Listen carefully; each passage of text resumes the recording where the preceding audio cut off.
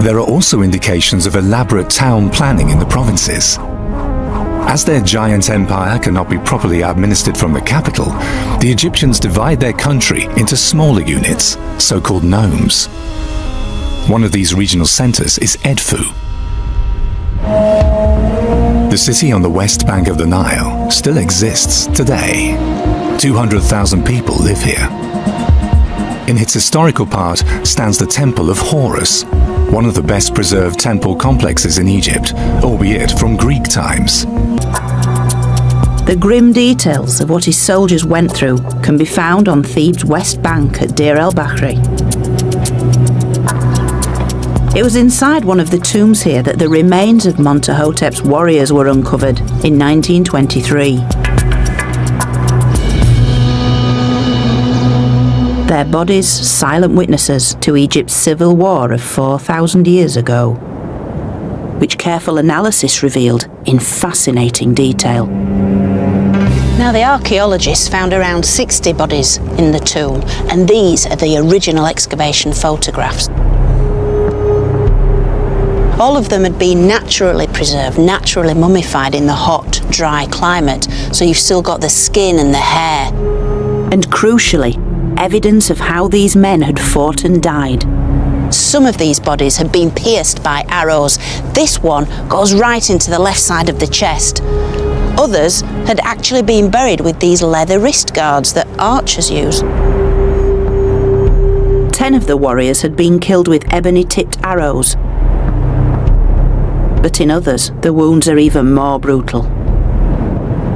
You can see here somebody's hit this man on the head with a real whack, and you can see this very, very graphic area of damage there.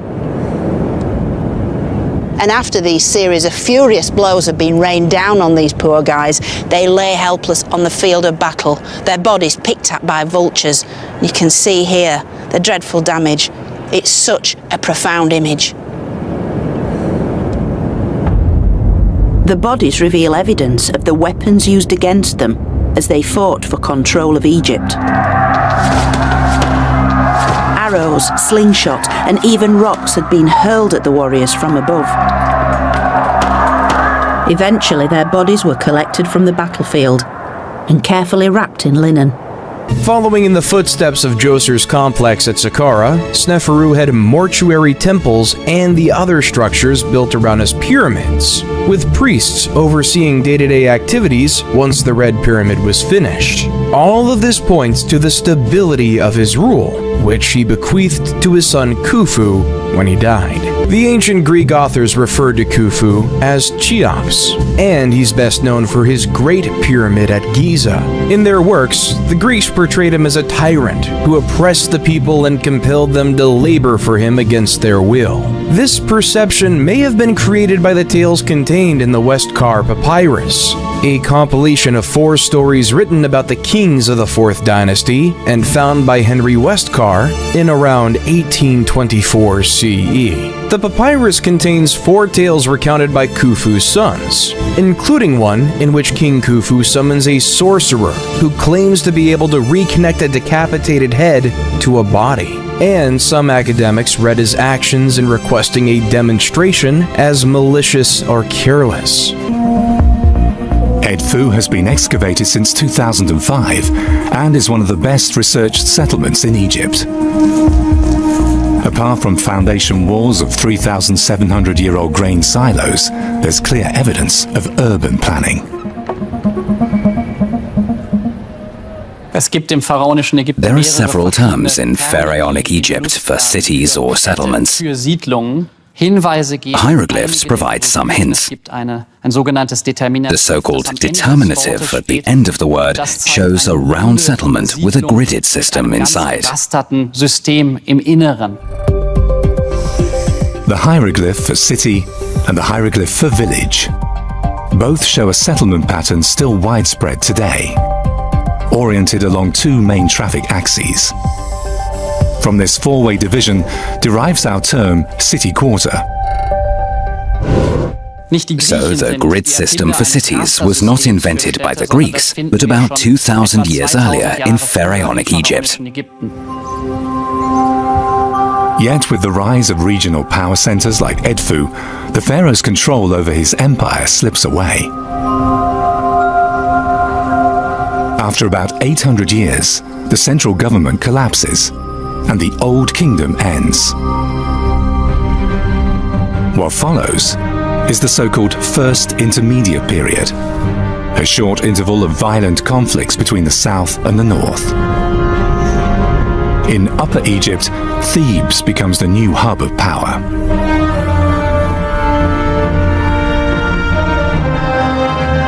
Here reigns Mentuhotep II, who around 2000 BC succeeds in reuniting the white crown of Upper Egypt with the red crown of Lower Egypt.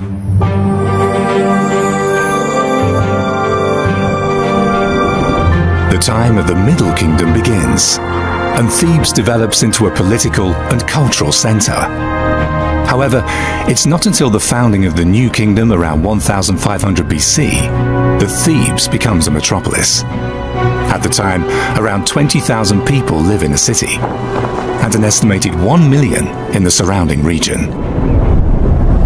Thebes has many names. In the Ilias, it was given the name Thebes of 100 Gates in order to distinguish it from the city that had the same name in Greece. On the other hand, Thebes was also called the southern Iunu, which means southern Heliopolis. The temples for Amun-Ra in Thebes were imitating these temples. Around Thebes lie some of the largest and most famous monuments of ancient Egypt, the temples of Karnak, the mortuary temple of Queen Hatshepsut, the tombs of the pharaohs in the Valley of the Kings, and the temple of Luxor. Time and again, one comes across the architectural model of Heliopolis. It's particularly conspicuous in the large obelisks, stone symbols linking heaven and earth.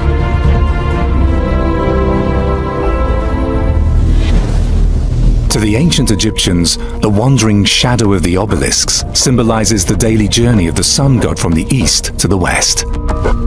But they also use it to measure time. The sunlit day is divided into 10 sections, with 2 twilight hours added for evening and morning. This linen bore the insignia of the Theban tomb complex, belonging to their leader Mentuhotep.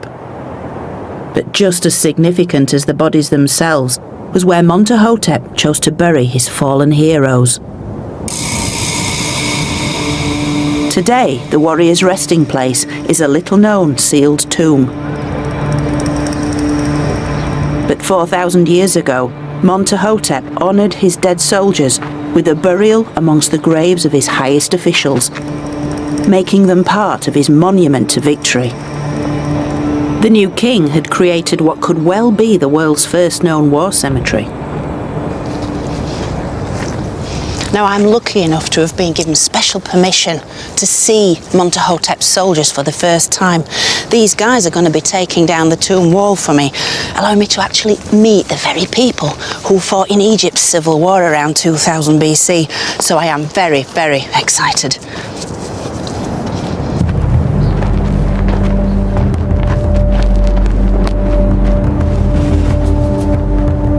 And it was the same curiosity which drove a team of American archaeologists to excavate their original mass grave in the first place.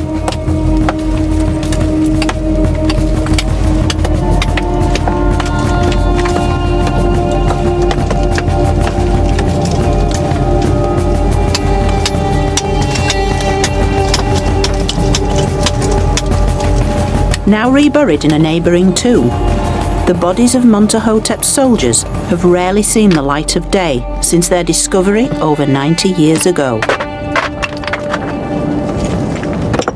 كله تمام ولا؟ كله تمام. شكرا جزيلا. شكرا. 100.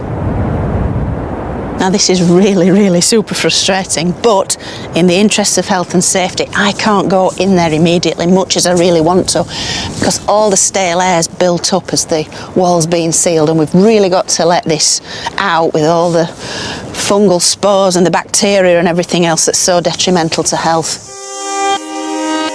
Early Egyptologists tended to rush straight in and risk the so-called Pharaoh's curse, so a little waiting is essential.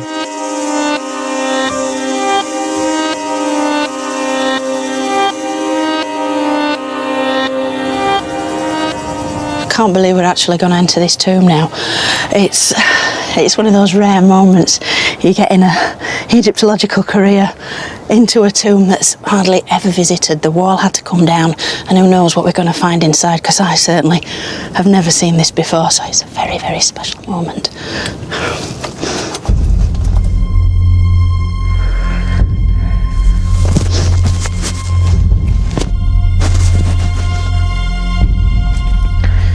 This literally wasn't at all what I expected. Nobody knew what to expect. It's staggering. I've never ever been into a tomb quite like this before. During the reign of Khufu, Egypt became even wealthier as a result of his military battles against Nubia and Libya, as well as his lucrative trade deals with cities such as Byblos. He also invested in agricultural innovations to improve the livelihoods of his people. During his reign, the world's first documented dam was constructed in Wadi Jarawi, a mountain range west of modern Helwan. This dam improved water availability for farms and others in the town. The Great Pyramid of Giza is the final of the ancient 7 wonders of the world and a distinguishing emblem of Egypt. It is situated on the Giza Plateau near the modern city of Cairo and was constructed over 20 years during the rule of Khufu. Although many hypotheses exist regarding the pyramid's purpose, the most generally acknowledged idea is that it was built as a tomb for the king. However, how it was constructed remains a mystery to this day. Historians continue to dispute the idea of ramps going around the outside of the building to move the blocks into position.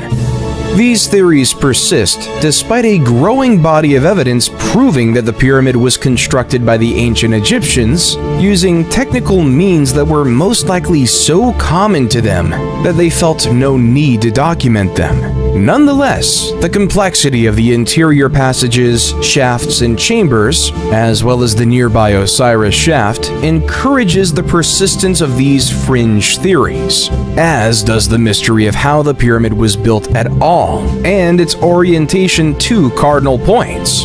Based on the obelisks, the first sundials are designed around 1500 BC.